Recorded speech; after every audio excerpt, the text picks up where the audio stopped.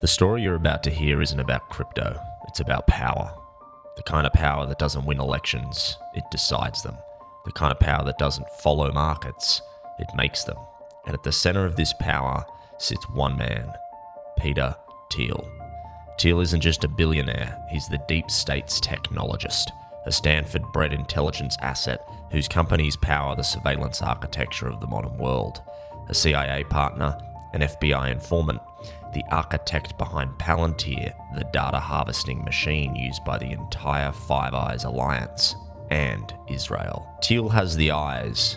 Elon Musk, his oldest co-conspirator, has the vehicle.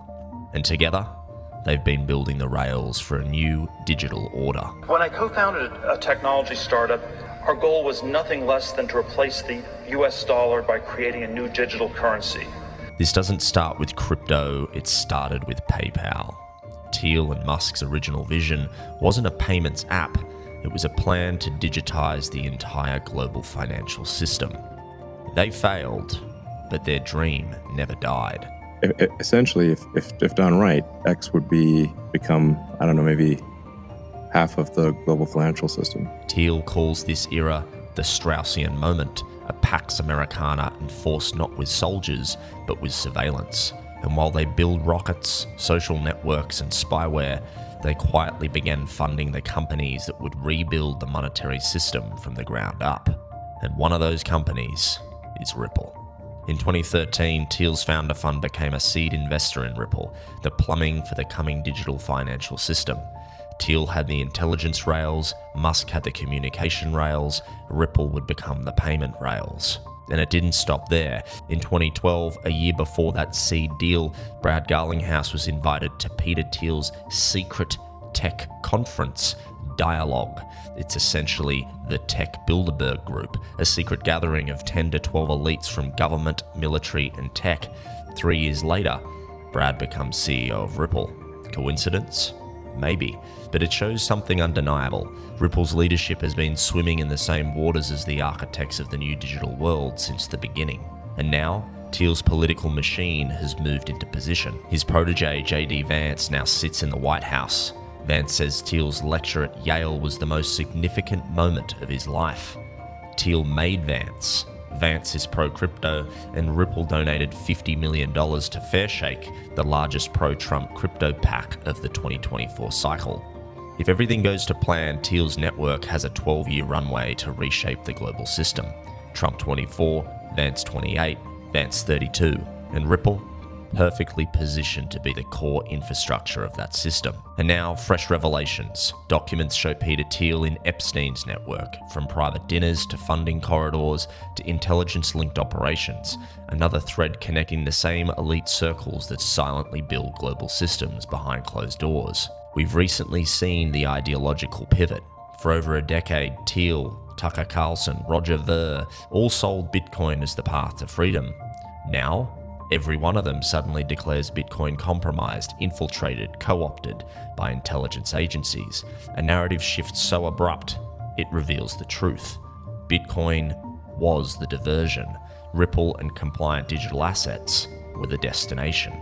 Now, Thiel built the eyes, Musk built the network, Ripple built the rails, and together they form the backbone of the digital order rising beneath our feet. This is no longer about markets. This is about who will control the next system. And the evidence suggests very clearly that Ripple was chosen long ago. Welcome back, everybody, to part 2 in the Ripple Bible. The reception to part 1 was massive. This one is going to be even bigger. This episode, we go into the underbelly, the deep, dark depths of the abyss, to figure out who is really behind this entire machine, how it works, and where we're heading. The topic at the forefront of your mind is probably, how do we get liberated out of this deep, insidious web? That will be addressed in part 3. We have references to it in scripture, and I am more confident than ever that God is going to flip the script on its head. But before we get there, we have to understand all the stuff that was elucidated in that lengthy introduction. We need to understand the Peter Thiel and Elon Musk universe. We need to understand the multi-decade-old intelligence ties that Ripple has back to even the Bush-era government. So without further ado, let's jump into the nitty-gritty components of this master board. So the first thing we have to understand about Peter Thiel's philosophy is that he hates bloated, slow government, and he wants it to be run basically like a private company. And you can see how this has proliferated over time through the companies that he's a part of, in particular Palantir, and what they're doing within the geopolitical sphere. So, he kind of wants this public-private partnership, the mixture of state with Silicon Valley oligarchs. And when you bundle in Elon Musk as well, you start to see the vehicle behind it all. And we see this through the Echelon Five Eyes, the surveillance program that Palantir has its mitts across all over the world: Australia, Canada, New Zealand, the UK, and the United States. His vision is really sort of playing out in real time. Why is this important? Well, we know from our first part in the series that Peter Thiel was a very early investor in Ripple through his founders fund. We know Thiel comes from Stanford, a intelligence hotbed with a litany of other PayPal mafia members coming from Silicon Valley, right next to the intelligence agencies. We have In-Q-Tel as the funder of Palantir in its earliest days, In-Q-Tel being the CIA's VC firm. This all happened during the Bush era, which is going to be very important for later in this part when we look at the concrete links to key figures that are completely missed when it comes to the earliest foundations of Ripple's selection within intelligence circles and how it's manifested into modern day. We literally had Peter Thiel write about the Straussian moment, which is this idea that the only way America could retain its superpower status is through this intelligence regime. One of the most recent examples of this was when we had the flashy Doge come in and seemingly overhaul the back end of the government to make it more efficient. But really what we found was lots of former Palantir and Musk associates taking over these key roles. Think of it basically as this aggressive streamlining of the back end of the government in preparedness for the AI beast that's being created. Further affirmed by the big deal that Trump did with Larry Ellison's Oracle, a huge data harvesting company. The notion of this efficiency being for the benefit of the everyday person is becoming more and more far-fetched as time wears on. We also know that Thiel's obsessed with this battle between good and evil, and there's nothing more notable than all of his key companies and venture funds being named after Lord of the Rings. Very strange coincidence, but he's even publicly spoken about his obsession with Lord of the Rings and what it means to him. My guess is he's on the wrong side of the ledger when it comes to whether he's fighting for good or fighting for evil. I think it's abundantly clear where he sits. But that's going to be important when we look at some of the XRP links shortly. But what about his co-conspirator Elon? Because he plays a very important part in all this as well. Now, I get stuck a little bit with Elon because at the surface, he certainly doesn't seem as twisted or anti-humanity as, say, Thiel. But what we have to understand about these two individuals is that they are both relentlessly pursuing the advancement of the human race, whether that's off-planet, whether that's transhumanism, whether that's uploading consciousness to the AI. They are very far removed from God's natural order, which is super radical and dangerous, in my opinion. And this is when we start to get to the final component of the machine that they're building. We know that Elon has his fingerprints across many critical companies, Neuralink being one of the main ones that could genuinely alter the course of humanity once and for all. He has Starlink, which is a democratized, interconnected system that probably one day all of our phones will be connected to as well. He has X, the communication backbone of news and social media. Everything is being pulled within these two guys, and I don't think it's by chance. The final piece to their puzzle that they haven't quite cracked, but I think they will, is finance and payments. And we know this because they first tried to do it with PayPal, but it did not work. And we know that Elon in particular has been very public about his endorsement of changing the global financial system. We touched on this last episode, but the journalist Jimmy Sonny, who authored The Founders, chatted with Elon, and it's abundantly clear that he wants to change the financial system. We saw the clip in the intro that, if done correctly, X itself could become half of the global financial system. To truly have this tech oligarchism and dystopian world launched, you need to control payments. Much like what is written in Revelation, John says that there'll come a day where if you do not have the mark, you will not be able to buy or sell. The final kicker beyond the digital IDs is control of the financial system, the grid. Now, I'm not actually worried at all, and we'll get to that in robust detail in part 3, but it is important to see the calculated plan playing out in real time before the script gets flipped. So that to me is where these two are wanting to go. But let's look at some more concrete crazy links back to XRP before we then get into the administrative stuff, which further ices the top of the cake. The history here post-investment in Ripple 2012, 2013 is very interesting because this has been broadly brushed as a conspiracy, but the Thiel, Musk, and Andreessen XRP wallets, in my opinion, is anything but a conspiracy theory. So right after the investment, we have in 2013 large amounts of XRP sent to these wallets that are linked to, I assume, this group, right? So through Musk, we had 16 million XRP deposited, and these three other wallets, Thiel, Andreessen, Asimov, also received them. Now, there's a couple of others as well here. So you've got Sagan, Faraday, Turing. Very interesting names to pick to receive these large quantities of XRP. Most people go, oh, well, they're just random.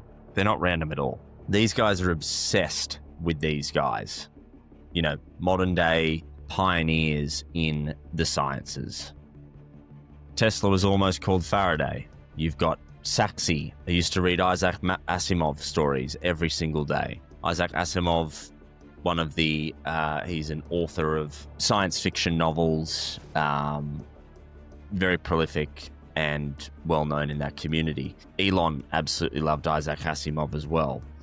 Carl Sagan, another one. Sagan was awesome. These are the people that inspired Elon and Thiel. And how is it that these wallets are named after their inspirations? Again, these weird breadcrumbs that are just left there. And you're probably thinking, oh, you know, like 15 million XRP scattered across these wallets. That's not all that much. Whatever. Most of it hasn't been sold. And if it truly is going to be worth what we know it's going to be worth, it is a serious deal. And they got given it for free. So they wouldn't have purchased this, of course, and they're happy to just sit on it as it stands. The other interesting thing to note is when you do deep dive into these wallets, there has been a couple of sales, and one of the sales was right before the top in 2018, and they also did a sale right before the local top in December of 2024. So clearly privy to some sort of inside knowledge. The wallet behavior doesn't just act like that by chance. Now, this becomes more interesting because these guys also like this sort of troll idea of leaving their scent. And as I touched on before, Thiel's companies are all named after the Lord of the Rings. Palantir, Valor Ventures, Mithril Capital, Lembas, Rivendell, Adra, Anduril, and Narya Capital. What are the chances that the 404 error on the XRP scan wallet site is a J.R. Tolkien quote? All that is gold does not glitter, not all those who wander are lost. The old that is strong does not wither, deep roots are not reached by the frost. Very strange coincidence. And, you know, again, this philosophical point and obsession from Musk around X and how it links to XRP. X stands for everything, borderless, supranational. The one thing that can actually fulfill that is XRP. And we're all privy to the symbology and its clear links back to Ripple and indeed even Stellar. So pretty quickly you start to go, okay, these guys aren't mucking around when it comes to ensuring that the final puzzle piece to their philosophy is fulfilled. And I also don't think it's coincidence that you have, you know, a lot of Elon's companies being linked to the DoD through SpaceX, and you wonder why they don't say much about it. You know, like they've talked about Bitcoin in the past, but there's never really been this posturing of a cryptographic solution yet. And I think that's intentional. I think it's very much locked under NDA, and we're starting to see and sniff the early phases of the mainstream narrative changing. No more notably than the recent shift in sort of libertarian Bitcoin views to maybe this thing's hijacked. And there's a couple of key examples here.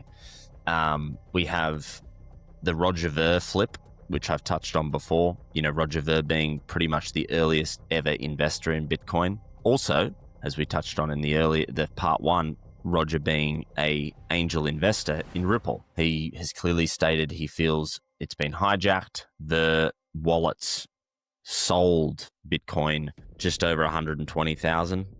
Not completely confirmed, but we can deduce that that's likely. What does he know? All these legacy wallets that have been dumping recently. And he's embarrassed to promote Bitcoin to people. Interesting. Tucker himself.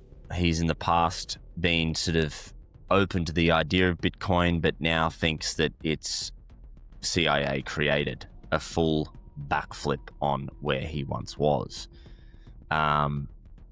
Peter Thiel himself, the man of the moment that we're discussing. 2021, I'm a pro-crypto, pro-Bitcoin maxi, and now in 2024, just last year, I worry that Bitcoin's been co-opted by ESG forces. We then, of course, this week have the Epstein links come out. We also know on top of this that Epstein gave 40 mil to Valor Ventures, one of Thiel's firms, which has appreciated handsomely into just under 200 million. Elon was embroiled in this as well, and Steve Bannon. So there's this clear effort to subvert the existing narrative for a reason. And I think that reason is very much to do with this push towards the regulated landscape.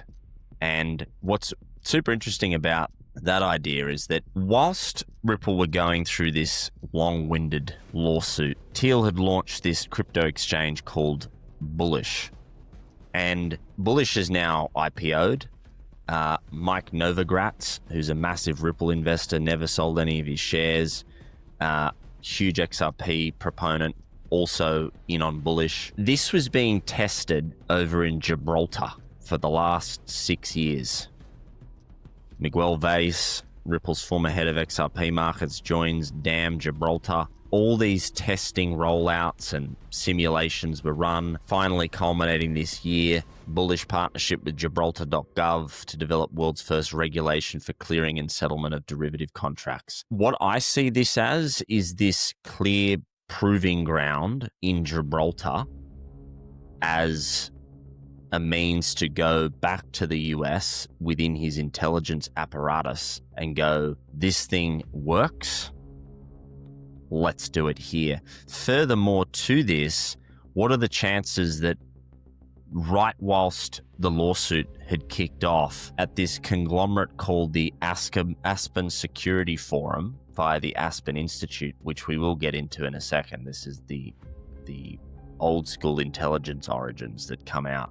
Brad Garlinghouse and Gary Gensler spoke at this conference whilst this Gibraltar stuff was going on 2 different panels, and it was all about this kind of compliance and regulation angle. So in my mind, this has all been planned from day one, and they've literally run the simulations out whilst we've all been diverted to look at the shiny meme coins and NFTs and, you know, moon Lambos and all the crap.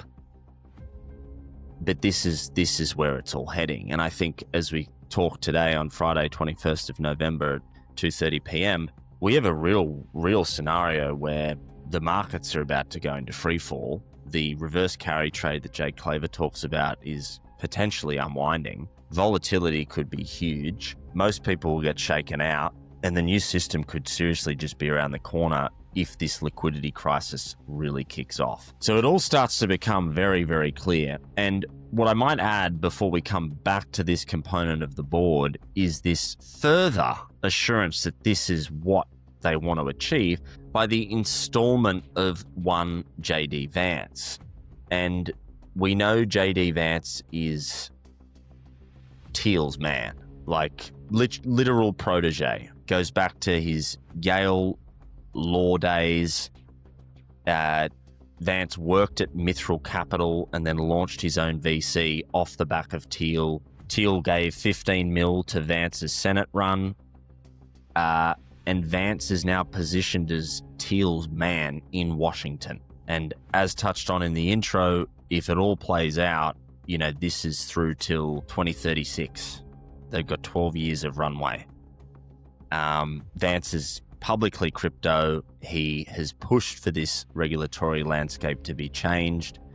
And it's all seemingly lining up. They've got Saxi in as the crypto czar, of course, ex-PayPal mafia. The language choices that I've pointed out is very Ripple-centric. Clear rules of the road, leveled the playing field, updated archaic payment system. They all say the same shtick, and it's clear that the installments are all there. Pair that with everything we covered in part 1, the more obscure installments, you start to see where we're heading.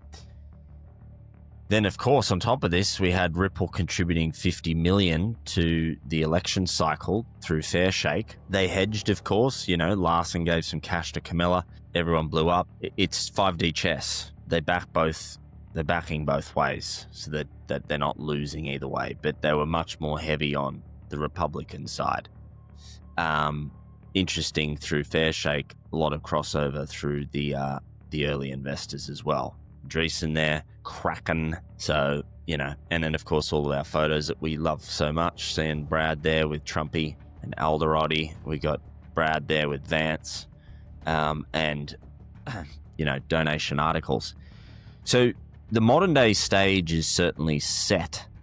And I thought this would be a good time now, after painting that picture, to pivot back towards the more historic intelligence links that will paint the picture even clearer.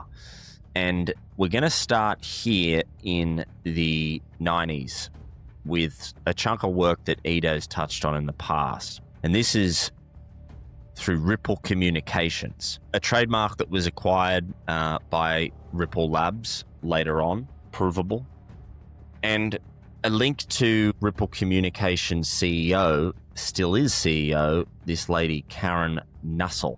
Now, the reason this Karen Nussel is important is because when she was there at Ripple Communications, Ripple Pay, classic Ripple Pay, was a Ripple Communications company. So why is that? Why are they linked? We have a lawsuit linked to this trademark, and we know for a fact Karen Nussel is involved. But this gets much more interesting when we go into the intelligence arms. Karen Nussel is linked to INSA, which is an intelligence and national security alliance. It was formed in 2005 in the Bush era, basically through corporate membership, sponsorships, and a big part of that is Booz Allen Hamilton, who our boy Greg Kidd worked for, who we touched on in part 1, Northrop Grumman, Lockheed Martin, Raytheon, Palantir, Microsoft, all of these guys fund INSA. Edward Snowden, most famously, he worked for Booz Allen Hamilton as well. This is a serious deal. It's a big think tank. It's a conglomerate of intelligence agencies. Why is this important? Because this INSA mob links directly over to the Aspen Security Forum / Aspen Global Leadership Network. We have a clear link here, Karen Nussel, still listed on the Aspen Institute, and within the Aspen Global Leadership Network, which is basically like this, it runs fellowships. So each region or agency that's involved in this go off and try to bring something new or bring insight to the conglomerate each year into these think tanks. We've had a ex-Ripple CFO there, Christina Campbell, and more recently, one of the big nuggets here is this Brooks Entwistle, who's a Ripple Senior Vice President and Managing Director at Ripple, and he served as the Vice Chairman on at the Board of Trustees of the Aspen Institute.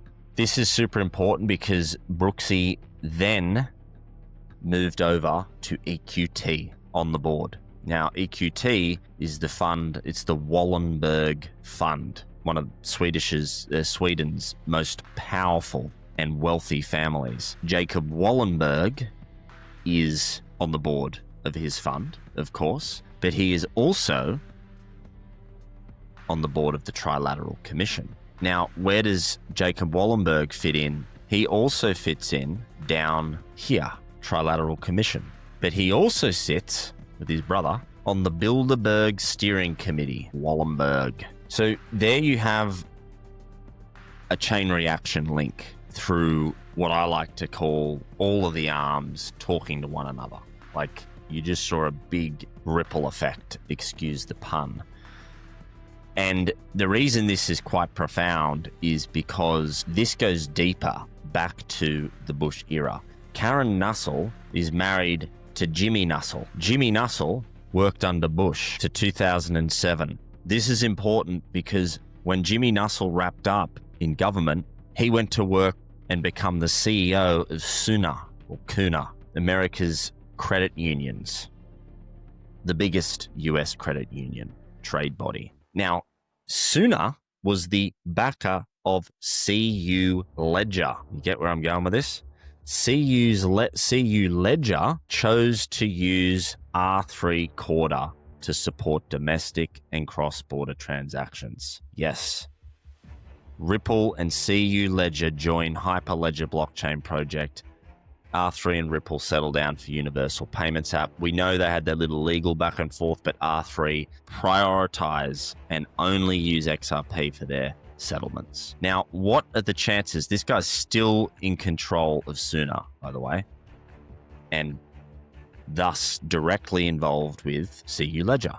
Go check out the immense work from Jay Claver on the importance of R3 Corda and the importance of the credit union arms. But to me, this is a mini smoking gun. This is like, we're going back to Bush era and how this is all played out into present day, plus the cross-link to Karen's side and how this feeds into the Aspen Global Leadership Network, and then the links within there, and then the links to Wallenberg, back to Trilateral Commission, into Bilderberg Group, Aspen Security Forum, also talking, right here, this is Thiel speaking at the Aspen's Ideas Festival under the Aspen Institute. It's like, wait, what? So this is the selection.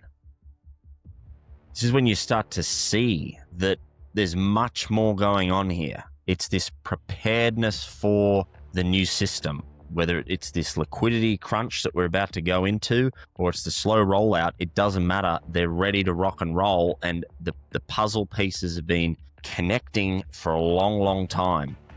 So that one there should leave you a little bit awestruck, and it only gets further complemented within the Trump administration with some of the Bukele Bitcoin experiments, I think, that have been conducted. If you remember correctly as well, that El Salvador in 2021 tried to use Bitcoin as legal tender, and then they rejected it 4 years later, earlier this year, because it simply didn't work. The reason I think that all happened was because of this Ronald Douglas Johnson, who was appointed US ambassador to El Salvador by Trumpy in 2019, and he has strong intelligence links as well. So again, I think this is like a little cherry piece of evidence to suggest that there's this concerted narrative distraction that they want to keep in lockstep with the broader market so that we don't lift the lid and see the underbelly. That's not to say Bitcoin goes to zero and crashes. I don't think that happens, but I definitely think it fizzles into irrelevancy, and it's not going to be bolstering the majority of the crypto ecosystem and market cap in the future. So those links should start to get you really humming and going, what is actually happening here? But the next piece is one of the biggest kickers.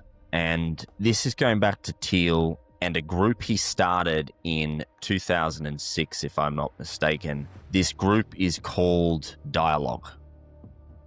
And Dialogue is really interesting because it's basically the tech Bilderberg group. It brings people together from intelligence communities once a year to really guide where they think things are going. Super private, super exclusive. We can even look at the joining note and some of the rhetoric in here. Dialogue's mission is to help leaders learn and become more effective. It does so by facilitating deep, off-the-record conversations for influential participants who vary in background and ideology. Since its founding in 2006 by Peter Thiel and Oren Hoffman, Dialogue has gathered thousands of leaders in political, business, tech, creative, military, and academic disciplines from 50-plus countries for invite-only retreats.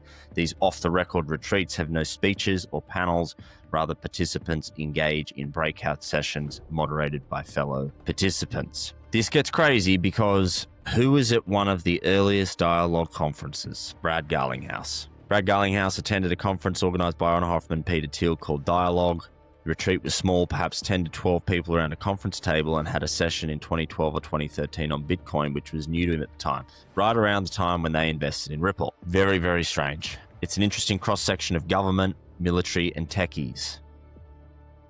Brad had never heard of Bitcoin at the time. Well, just 3 years later, he gets installed as the CEO of Ripple. And it was clearly linked to this conference early on, and as I've said, I think he was pre-selected.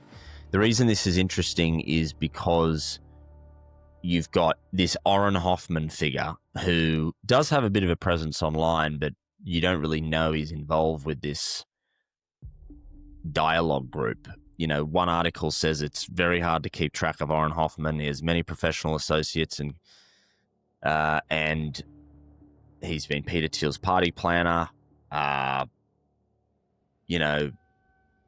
Oren Hoffman is everywhere. What's his deal? I don't know anything about him other than the fact that he seems to know everyone. One article written by the man himself: best place to host a dinner party is at your home. Even if you live in a tiny cramped apartment, you want to control as much of the environment as possible. Really important that everyone can hear each other really well. Acoustics matter. Additions: get photos of everyone at the dinner and send it to them afterwards. Bonus: give a little gift to everyone. So I'm speculating, but is this character like a modern day Epstein handler?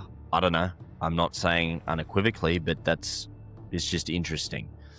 There's also an additional associate, this Christian Bailey guy. That's not his real name. He's an Israeli intel asset, and he's Hoffman's good friend. And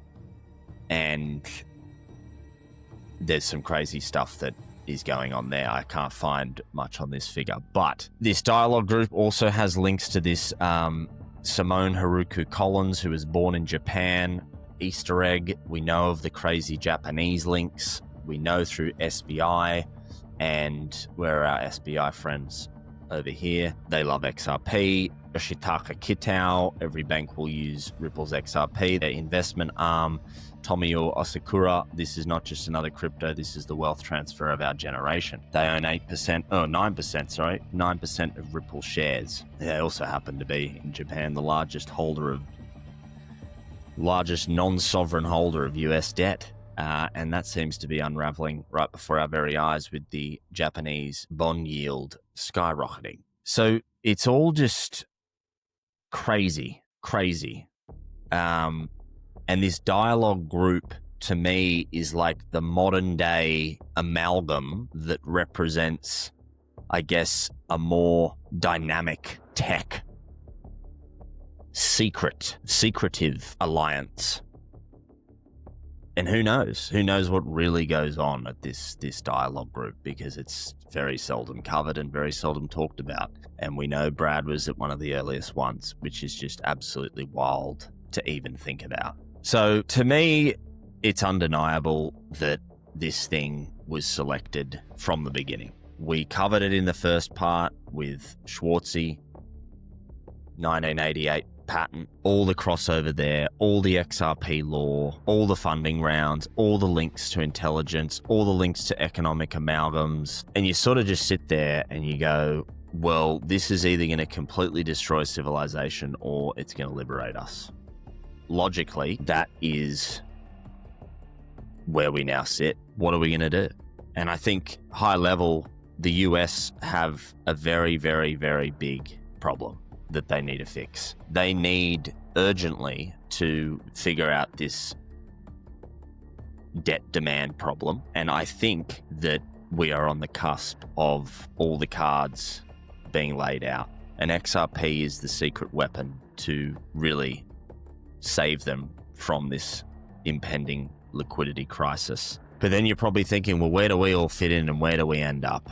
And I think that's the ultimate beauty of this whole piece. And God's endgame is going to be beautiful. Just like Moses, when he parted the Red Sea, he had no idea that that was going to be the pathway to escape from the Pharaoh. And just like Moses put the serpent on the pole in the desert to the Israelites that had been bitten by snakes after roaming the desert for 40 years, he said, look directly at what afflicts and hurts you, and that will cure them, as God instructed him to do that. Jesus specifically references this in his teachings, saying that just like Moses put the serpent on the pole, the Son of Man will also be raised up on a pole so that the human condition can stare directly at what is killing them. And what we are doing right now is staring directly into the underbelly of the corrupt financial cabal that has had us by the balls for as long as any human alive can remember. We have understood it. We have picked it apart. We have addressed it.